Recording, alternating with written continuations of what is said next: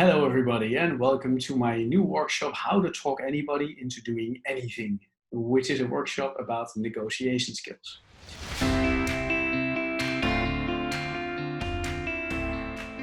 Now, negotiating is tricky because you want to make sure that you reach your goals when you negotiate. That's an important thing.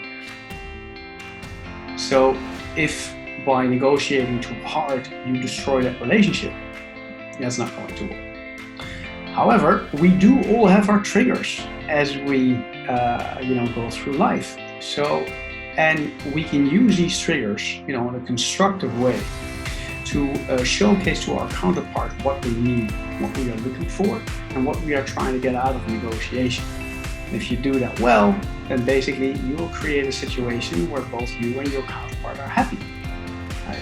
So those techniques, those triggers, to help your counterpart see your way and help you understand what your counterpart wants is what I am going to discuss in my new workshop. So I hope to see you guys there.